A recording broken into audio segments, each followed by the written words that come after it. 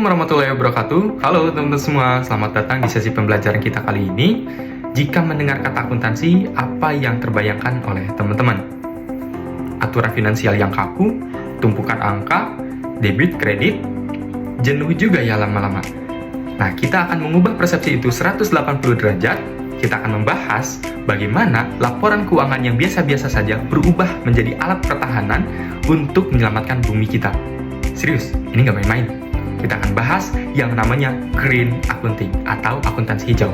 Bersama saya, Muhammad Irwan Rosviana. Yuk, siapkan fokus teman-teman semua, karena materi kali ini akan sangat seru sekali.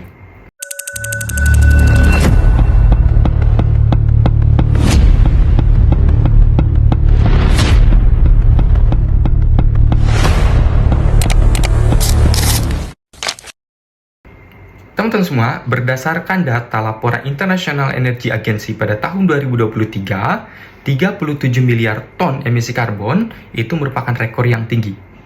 Nah, jumlah 37 miliar ini angka yang fantastis ya. Tapi tunggu dulu. Ini bukan jumlah profit atau pendapatan. Ya, di tahun 2023 saja, dunia kita memproduksi 37 miliar ton emisi karbon. 37 miliar ton. Ini rekor yang betul-betul ngeri ya. Nah, dan coba tebak, sebagian besar dari polusi gila-gilaan ini asalnya langsung dari aktivitas industri dan global. Dan dari fakta tersebut memunculkan satu pertanyaan besar, bagaimana caranya kita meminta pertanggungjawaban finansial kepada perusahaan-perusahaan itu atas 37 miliar ton emisi tersebut. Selama ini kita coba pikir deh, siapa yang mau nombokin biaya kerusakan lingkungan akibat aktivitas bisnis tersebut? Masalahnya, sistem akuntansi tradisional kita itu sering banget menyembunyikan struktur tagihan kerusakannya. Ya, teman-teman tahu tidak?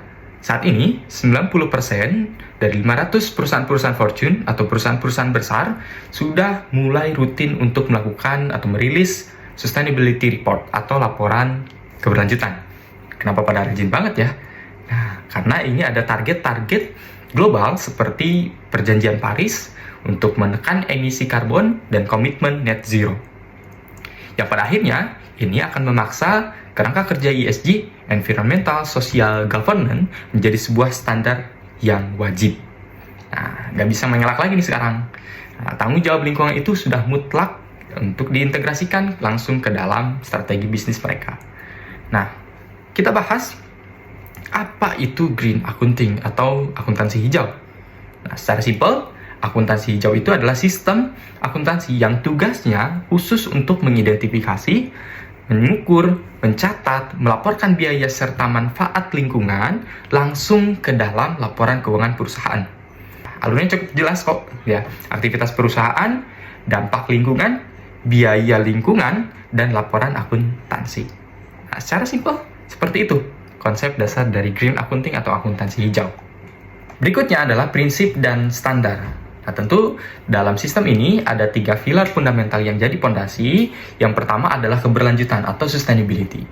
Maksudnya kita itu harus pastikan bahwa sumber daya yang dimiliki itu nggak dikuras, nggak dieksploitasi terus-terusan, gitu ya. Nah, dampak jangka panjangnya itu akan betul-betul dipikirkan, akan dirancang dan akan dianalisis. Kemudian yang kedua, akuntabilitas. Nah, perusahaan itu wajib untuk bertanggung jawab penuh atas dampaknya, gitu ya. Yang diperbuat itu tentu harus bertanggung jawab, gitu ya. Kemudian yang ketiga adalah transparansi. Nah, ini tentang keterbukaan penuh untuk membangun rasa percaya dari publik dan investor. Nah, tentunya pilar-pilar keren tadi itu harus ada standar resminya dong untuk bisa kita jalankan. Bisa dibilang ini tuh semacam perisai regulasi pelindung bumi kita, gitu ya. Yang dimana ada salah satunya adalah standar ISSB, gitu ya, atau berbasis IFRS. Ini untuk mengukur risiko lingkungan atau risiko keberlanjutan di tingkat global. Nah, kemudian ada standar GRI, gitu ya, yang menilai dampak ekonomi, sosial, dan lingkungan.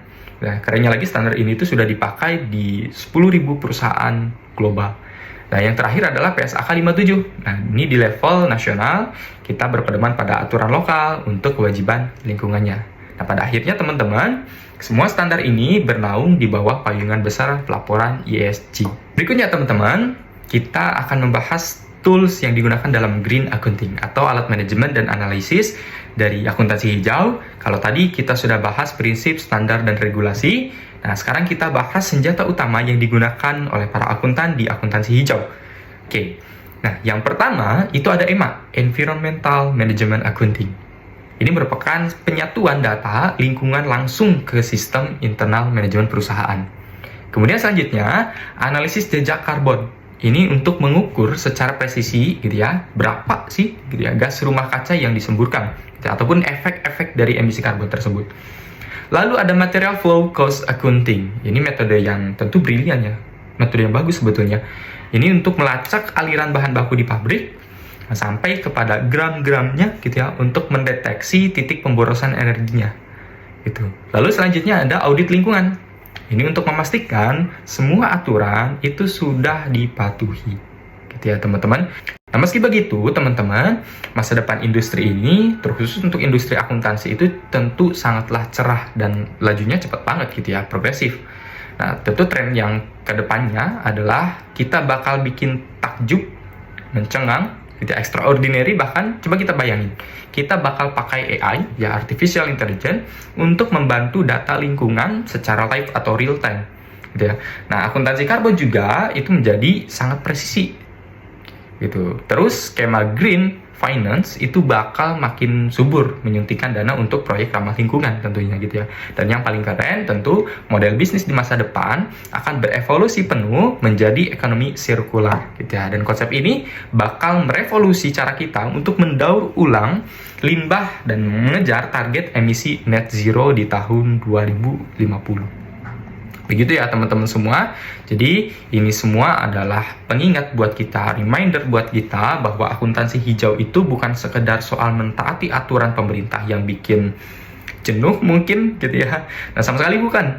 Nah ini adalah titik temu di mana inovasi manusia itu bersanding dengan alam. Ya, ini adalah seni menemukan celah peluang dan bisa untuk menghemat sumber daya, memangkas biaya besar-besaran, dan pada akhirnya menciptakan proses bisnis super untung untuk jangka panjang yang tentunya searah ya, sejalan dengan usaha kita untuk melestarikan bumi kita. Sebagai penutup sesi pembelajaran kita kali ini, saya mau mencoba untuk meninggalkan satu pernyataan buat teman-teman semua dan untuk kita renungkan juga bahwa nanti ketika teman-teman semua sudah lulus, melangkah masuk dan mengambil peran penting di dunia bisnis yang super kompetitif ini, apakah ilmu akuntansi dan finansial yang teman-teman pelajari itu bakal jadi bagian dari masalah doang? Nah, ataukah teman-teman itu berani untuk menggunakan sebagai senjata utama untuk menyelamatkan bumi kita? Dan pilihan itu ada di tangan teman-teman semua. Itu saja yang bisa saya sampaikan.